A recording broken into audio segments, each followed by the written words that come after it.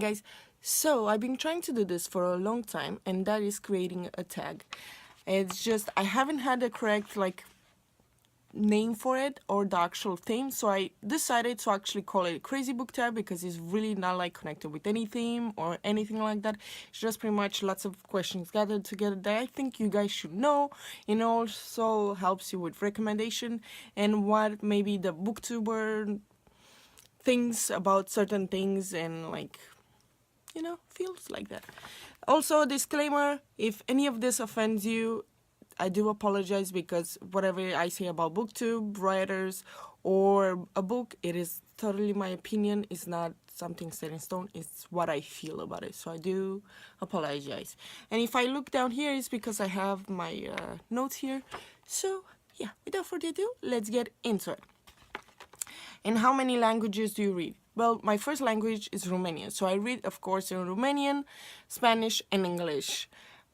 But sometimes I like having the originals. So even though I read that particular book, for example, the Count of Monte Cristo and the Three Musketeers, I do like to own them or to have to read them in their original language, because it's a different feeling when you actually have, that to the thoughts of the author than when someone translated what they think it should work. So it's different. So I want them they're both of them by Alexandre Dumas, by the way, and I want them in French to actually have that feeling, because I did read them in English. I just want them to see in French, but it's a lot harder because it's not as good as the other ones. So yeah.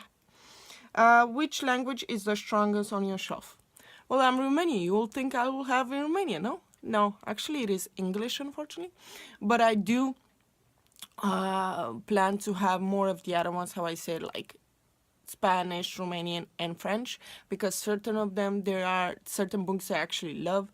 They are in different languages, the original is not in English, it's in different Romanian, Spanish, Italian, French. So I want to actually own them like that and to read them to see the thoughts of, I just repeated myself, of the author. What is the longest series you own or read?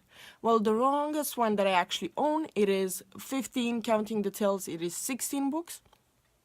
But if you count the doubles that I have for them, it is about 20 or 21 books, I believe. I forgot that part. But I'll have it for you guys, the covers here. And yeah, it is a Morganville Vampires by Richard Kane, and it is an amazing, amazing series. I think I've been talking about this series every time I have a chance. I will just talk about it. 4. What is a book that you will recommend to anyone, no matter the age? And that one is something that I actually finished recently, and I'll just have it for you guys. Just one second. It is Romeo and Juliet and Vampires by Claudio Gabel. Why I recommend this to everyone? It is because if you want something that, the stress of that old language, the old English, just definitely go for this. If you liked Romeo and Juliet, definitely go for this.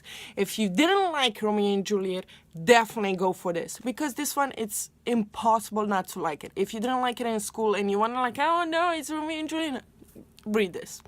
It's a much funner way to read, much interesting and much diverse way. It's so cool. It's pretty much the same story plot line, but it's of course some things that change, because she is a vampire and he's a vampire hunter. So families, they're still a war, but from different type reasons. So yeah, it's definitely a must for anyone, no matter the age, people. No matter the age, will not scare you or anything.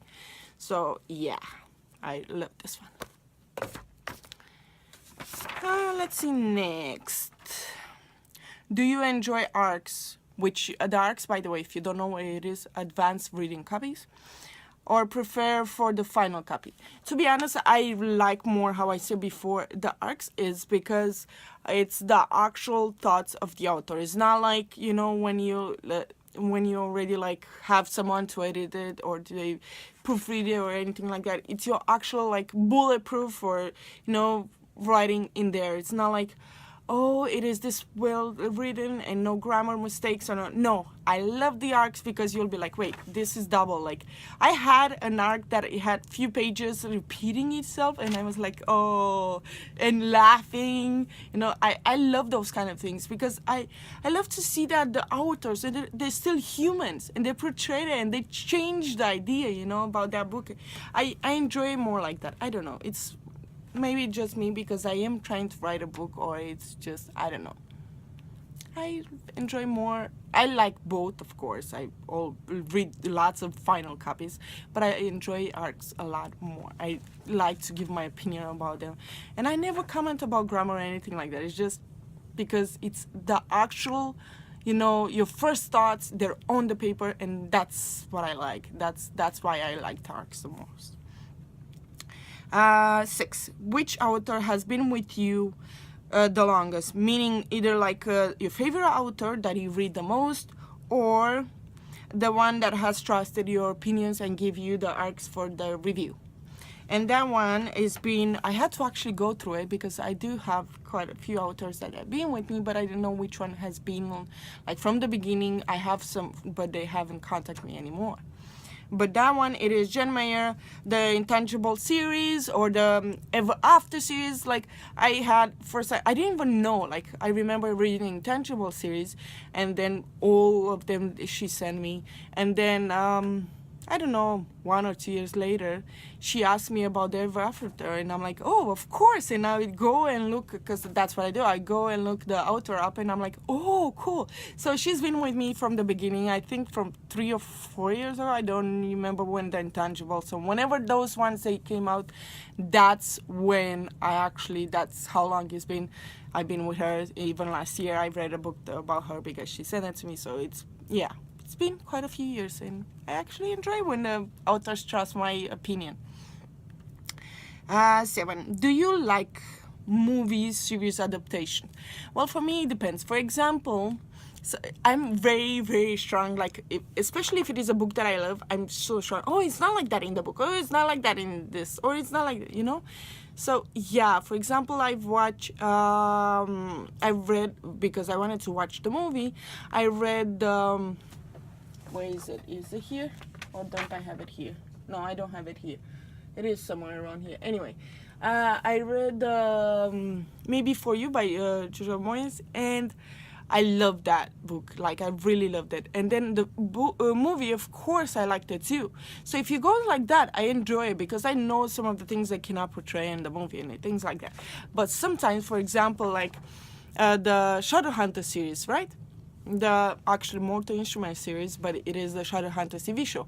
Well, that one, it bothered me at the beginning so bad, like lots of our writers, right? Lots of our, fans of the book.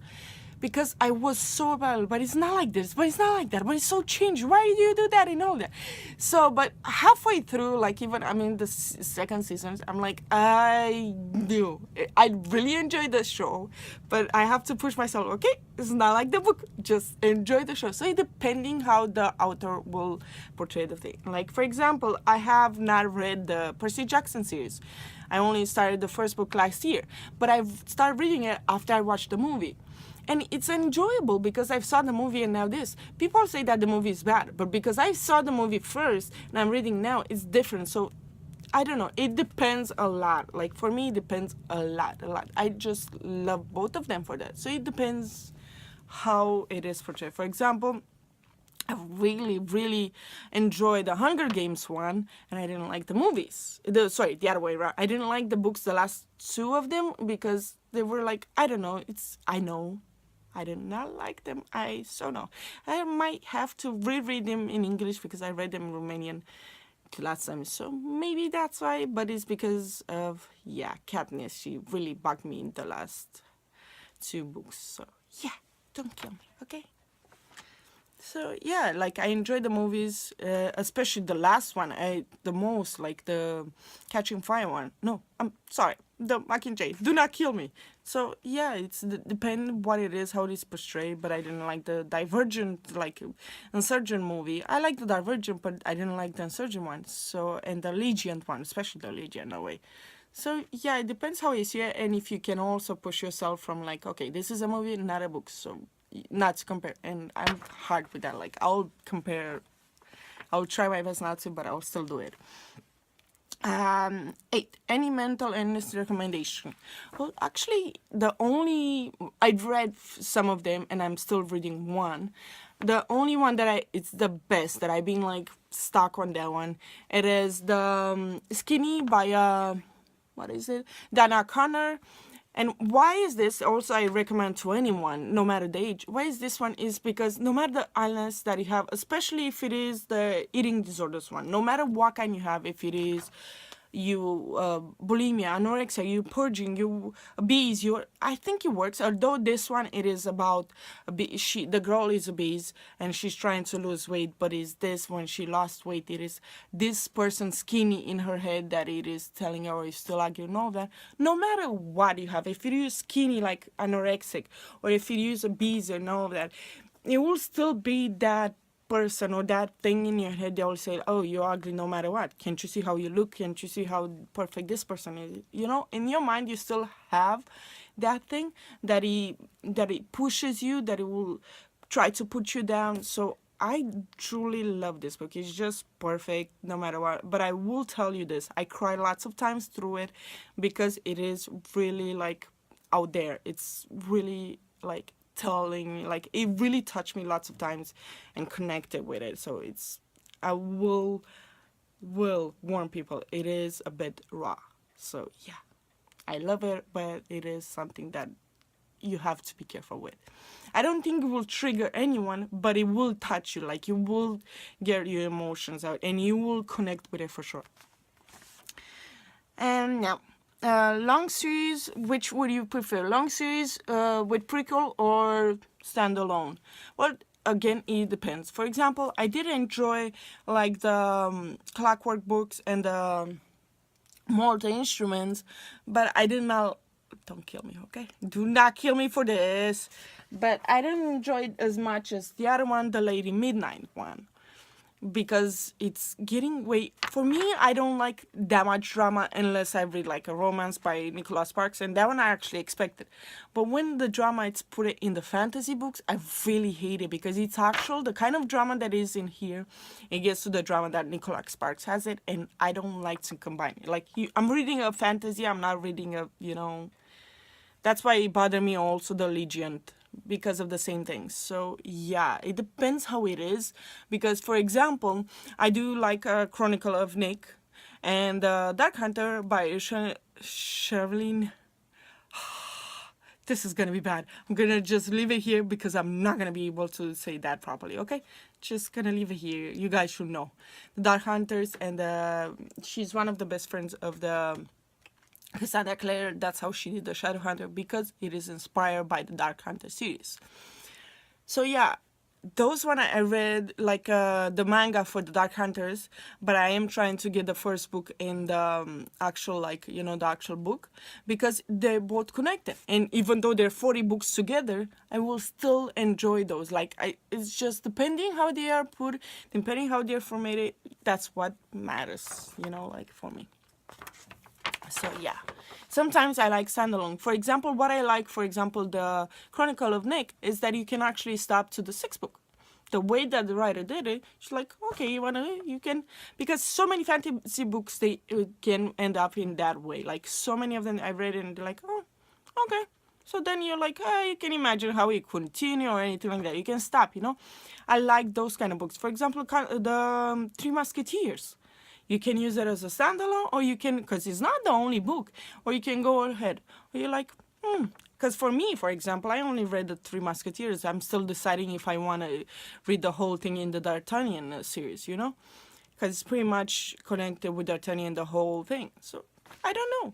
It depends how you want to read it. And what kind, if it is fantasy or like, I don't know. For the romance, it depends again. Sometimes I like those long ones, sometimes I don't, depending what it is. But don't go for mental illness for more than one. I believe that one, it is just one, explaining one, because otherwise you'll make it bad. No, in my opinion. 10. Being a booktuber stresses you? Or, like how you see the other people, like they read so much, or they like have so many viewers, or they have so many subscribers or anything like that. To be honest, at the beginning I was very stressed. I'm like, oh look, I have only like 5 subscribers and this person has 1,000 in just a month. Everyone, depending how likable they are on the videos and how fast they make it, like, look, I have 15 minutes video. So depending how people they do it, like at the beginning I was really stressed, like, oh, I have to put a video up. That one still stresses me also, because you have to be, oh, I made a plan, I have to put this day and this day and this day up. So that's something that really still stresses me. But the other ones, no. Like I'm like all the time watching some of the booktubers that they read. Oh my god, I have 2 of them that they read so much that I'm like, how do you do that? Like with your work and with everything and things that you have to do at home, how do you do that? You know what? It doesn't bother me anymore. Like for example, like this week I listened to 3 audiobooks. That's why I enjoy more, like, because work is very hard, so I do more listening than actually reading. And I only read 2 small books. I'm like, you know what? I'm happy with that. Sometimes that's why I like owning them. The ones that I listen to and I love, I actually pick them up and reread. So yeah, it depends. Like now it doesn't stress me, but I was really bad. Like I'm like, oh look, I have 50 subscribers, but I only have 2 viewers. You know what? If people don't like it, don't like it. You know, like, you do it because you like it. You didn't go here to make money or anything like that, because trust me, you don't make money as a booktuber. Maybe as a YouTuber, but not as a booktuber. So yeah, but yeah, enjoy it. This is here mostly to like give you guys the recommendations and what I feel about it. And you know, I truly don't care if people don't like my videos or they don't like what I read. Everyone reads differently, they're different pace, like, you know, slower, faster, things like that. So yeah. And then 11. Do you read any diverse books? To be honest, I'm really bad with this, but they're not really my thing. The only I read very rare. I do like thankful for my Eurathon. My first like LGBTQ book, it was last year, and I really enjoyed it. It is by David Leviathan, and Every Day it's called. And I do want to read this year, in case we do have that one still, the month, I don't remember which month, but we still have that one. And I want to read the second one in the series. I think it is Another Day, I think it's called, but still by David Leviathan, because I did enjoy it. It was so nice and so well portrayed, because it's a bit fantasy like, but it's still connected. So yeah, that one I enjoyed. I don't know, I have another one that I tried, but it didn't work, and it's also fantasy. I don't know, it depends. I'm not a very big, and I am embarrassed about that, but I'm not very big on diverse books. Depends, it has to be really good. Like David Leviathan, I really like his writing, so I am thinking to also pick Roll Up. So depending who's writing and how they're writing it, you know, like, you guys give me good recommendations and maybe I'll try to pick those up. It depending for me a lot, like, you know, it depends. And the last one is pretty much you can add your own questions here. So my questions are like, the big question for you is, what would you like to see on my videos, or what you don't like in my videos? And maybe I can change it up, because I'm really out of ideas. Like, what do you think? Do I do something? Because I know I talk too much, but I will try to make it slower. I do like to make it in one cut, but I keep repeating it and repeating it, like delete, make it again. You guys don't see it, I make it just one cut, but I delete like 50 videos until I have that one cut. So yeah, this is what I am. So the tags will be down below, you guys. And I also tag everyone here if you want to do it, okay? If not, I have fun doing it. Don't forget to subscribe, and bye bye guys!